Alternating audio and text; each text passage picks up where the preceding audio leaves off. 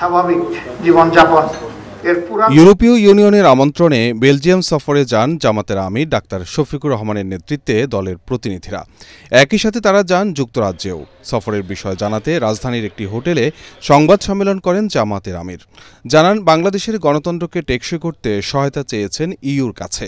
এই ট্যুরে পর্যায়ক্রমে আমরা ৬টি কর্তৃপক্ষের সাথে গুরুত্বপূর্ণ আলোচনায় মিলিত হয়েছি।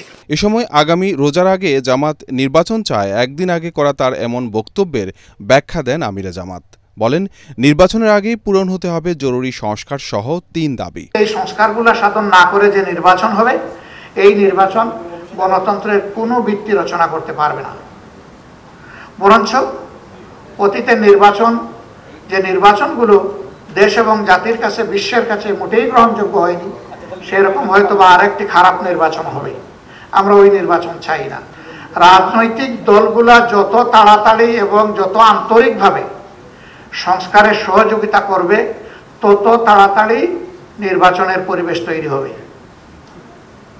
এই সংস্কারে যদি সহযোগিতার ঘাটতি থাকে কিংবা সংস্কার যদি না হয়, তাহলে দেশের মানুষের যে আকাঙ্ক্ষা, যে প্রত্যাশা, যে দাবি, ২ নম্বর দাবি যেটা পূরণ করা উচিত, এটি হচ্ছে যারা নিহত এবং আহত হয়েছে, এই খুনের দায় যাদের, তাদেরকে বিচারের আওতায় এনে দৃশ্যমান বিচার এই জাতিকে দেখাতে হবে, যাতে জাতির আস্থা ফিরে আসে যে খুনিদের বিচার হবে। আমরা ৩ নম্বর বলেছি, যেটা হতেই হবে, এটি হচ্ছে রাজনৈতিক দলগুলোকে পরস্পরকে সম্মান করার পরিবেশ সৃষ্টি করতে হবে।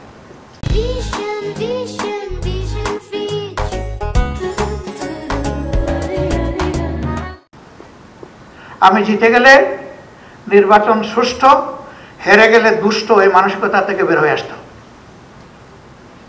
তবে হ্যাঁ, সেই নির্বাচনটা এমন হতে হবে যে সেই নির্বাচন নিয়ে যাতে সহজে কেউ প্রশ্ন তুলতে না পারে। আমি বলেছি যে এই নির্বাচন হতে পারে রোজা শুরু হওয়ার আগে, আগামী ফেব্রুয়ারিতে।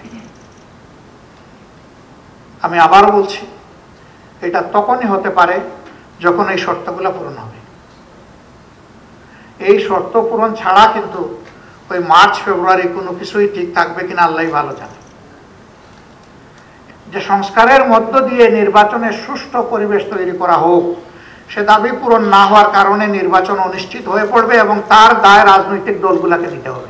নির্বাচনে আওয়ামী লীগের অংশগ্রহণের বিষয়ে সফরে ইউর পক্ষ থেকে জানতে চাওয়া হয়েছে কিনা এমন প্রশ্নেরও জবাব দেন ডাক্তার শফিকুর রহমান। আওয়ামী লীগের ব্যাপারে তারা জানতে চেয়েছেন কিনা? হ্যাঁ, চেয়েছে। সবাই চাননি, ২-১টা জায়গায় তারা চেয়েছে। আমরা তাদেরকে বলেছি যে আমাদের দেশে কেবলমাত্র একটা গণহত্যা হয়ে গেছে, শহীদের মা শিশুরা এখনো কান্নাকাটি করছে, স্ত্রীরা কান্নাকাটি করছে, আহতরা কেউ কেউ এখনো হাসপাতালের বেডে আছে। তারা তো অপার সুযোগ পেয়েছিলেন, তারা একটানা 3টা নির্বাচন তাদের অধীনে করেছেন।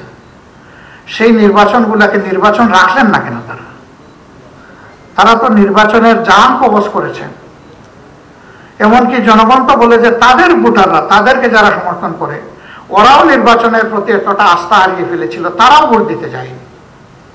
This is fact. তা সেই রকম একটা দলকে এই মুহূর্তেই বাংলাদেশের জনগণ গ্রহণ করবে কিনা এবং আওয়ামী লীগও তাদের মানসিকতা পরিবর্তন করেছে কিনা, সেটা বিশাল প্রশ্ন। একথা বলার পরে তারা আর কিছু বলেননি। এছাড়া লন্ডনে বেগম খালেদা জিয়া ও তারেক রহমানের সাথে বৈঠকে কি আলোচনা হয়েছে জানতে চান সাংবাদিকরা। আমাদের মূল উদ্দেশ্যই ছিল ওনাকে দেখা, কিন্তু যেহেতু তিনি অবস্থান করছেন তার বড় সন্তান দলের ভারপ্রাপ্ত চেয়ারম্যানের বাসায়, সেই কারণে তিনিও থাকবেন, এটি স্বাভাবিক। তিনি ছিলেন। 2 জন বাংলাদেশি মানুষ চা খাইতে গেলে একজনের সাথে আরেকজনের কোনো পরিচয় নাই, শুরু করে দেয় আমাদের দেশের রাজনীতির কথা। আর আমরা 2 দলের দায়িত্বশীল নেতৃবৃন্দ এক জায়গায় বসবার রাজনীতির কোনো কথা হবে না, এটা কি বাস্তব? এটা বাস্তব না।